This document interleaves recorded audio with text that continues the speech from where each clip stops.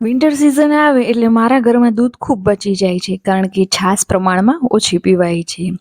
તો પછી દૂધ બચે એટલે એમાંથી હું મોસ્ટ ઓફ પનીર બનાવી લઉં. તો આજે આપણે એક સરસ મજાની પનીરની સબ્જી બનાવવાના છીએ, બટર પનીર મસાલા, જે ખૂબ ટેસ્ટી બને છે, એકદમ રેસ્ટોરન્ટ સ્ટાઇલ અને બહુ જ ઇઝી છે. સૌથી પહેલા આપણે સબ્જીની ગ્રેવી બનાવીશું. એના માટે મેં અત્યારે અહીંયા 3 મીડિયમ સાઇઝની ડુંગળી, 2 મીડિયમ સાઇઝના ટમેટા લીધા છે અને સાથે જ 7 થી 8 નંગ જેટલી લસણની કળીઓ લીધેલી છે. તો તેને અહીંયા ફોલી લીધેલી છે અને સાથે જ એક નાનો ટુકડો આદુનો લઈ લેવાનો છે અને 4 થી 5 નંગ જેટલા આપણે કાજુ લેવાના છે.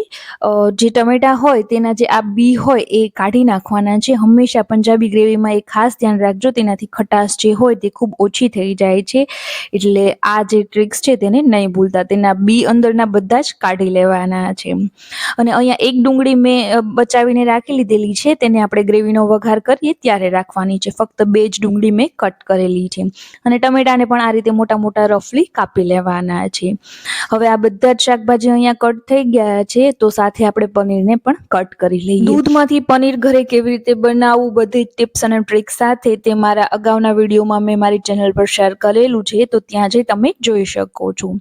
પનીર હેલ્ધી ખૂબ છે, તો તેનો બને એટલો ઉપયોગ તમારે ખોરાકમાં લેવો અને સાથે જ હોમમેડ પનીર હોય એટલે જમવામાં પણ કંઈ ટેન્શન ન રહે, કારણ કે આજકાલ માર્કેટમાં પનીર ડુપ્લિકેટ બહુ વધારે પ્રમાણમાં મળે છે. તો બને એટલી ટ્રાય કરવી કે તમે ઘરે જ બનાવો.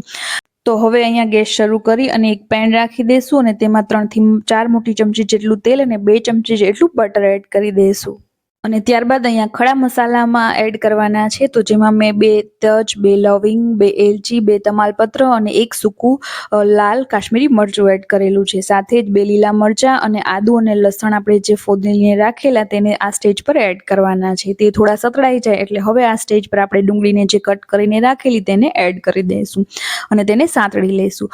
ડુંગળી હળવી એવી સોફ્ટ થાય અને પિંકિશ કલરની થાય એટલે આપણે એ સ્ટેજ પર તેમાં કાજુ એડ કરી દેવાના છે અને થોડી વાર સતળાય એટલે આપણે ટમેટા એડ કરવાના છે. અને હવે ટમેટા અને ડુંગળીનું બધું જ પાણી બળી ન જાય અને તેલ છૂટું ન પડે ત્યાં સુધી આપણે તેને ધીમી તાપ પર સાંતળી લેવાનું છે. એ સતળાઈ જાય એટલે છેલ્લે તેમાં સ્વાદ પ્રમાણે મીઠું અને અડધી ચમચી જેટલું કાશ્મીરી મરચું એડ કરવાનું છે. અને આ સ્ટેજ પર હવે આપણે મિક્સ થઈ જાય એટલે ગેસને બંધ કરી દેવાનું છે અને ઠંડુ થાય ત્યાં સુધી રાખી અને ત્યારબાદ આપણે તેને મિક્સરમાં પીસી લેવાનું છે.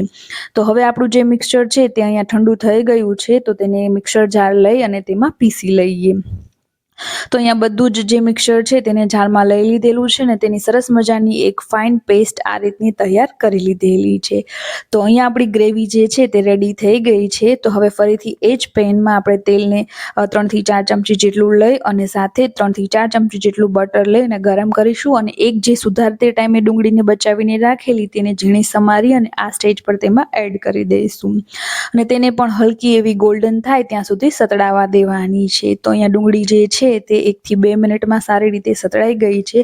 તો હવે આ સ્ટેજ પર આપણે તેમાં મસાલા કરવાના છે. તો અત્યારે મેં 1 ચમચી જેટલું લાલ મરચું અને અડધી ચમચી જેટલો કિચન કિંગ ગરમ મસાલો અને અડધી ચમચી ધાણા જીરું એડ કરેલું છે. એકદમ કોરા મસાલા એડ કર્યા છે એટલે તરત જ આપણે ગ્રેવીને એડ કરી દઈશું, જેથી તે બળી ન જાય.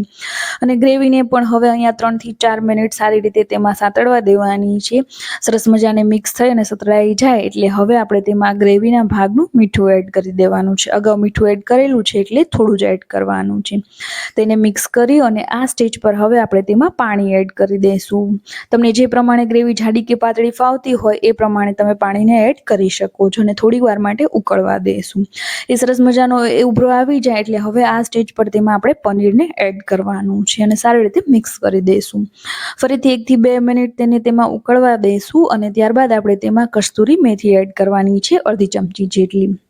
તો તેને પણ આ સ્ટેજ પર સારી રીતે ચલાવીને મિક્સ કરી દઈશું અને ફરીથી 1 મિનિટ આપણે તેને ઉકળવા દઈશું. ત્યારબાદ છેલ્લે આપણે તેમાં ખાંડ એડ કરવાની છે અને ત્યારબાદ 1 ચમચી જેટલી હોમમેડ મલાઈ એડ કરવાની છે, ઘરની મલાઈ એડ કરવાની છે. તો તેને પણ તેમાં સારી રીતે ચલાવીને મિક્સ કરી લઈશું. જે મલાઈ છે તેને સ્કીપ બિલકુલ નહીં કરતા, કારણ કે તેનાથી કલર, ટેક્સચર અને ટેસ્ટ બધામાં ખૂબ સુધારો થાય છે. તો છેલ્લે આપણે તેમાં કોથમીર એડ કરી ગેસને બંધ કરી દઈશું. તો એકદમ રેસ્ટોરન્ટ સ્ટાઇલ આપણું પનીર બટર મસાલા રેડી થઈ ગયું છે, જે ઇઝીલી બની જાય છે ને બહુ જ ટેસ્ટી બને છે.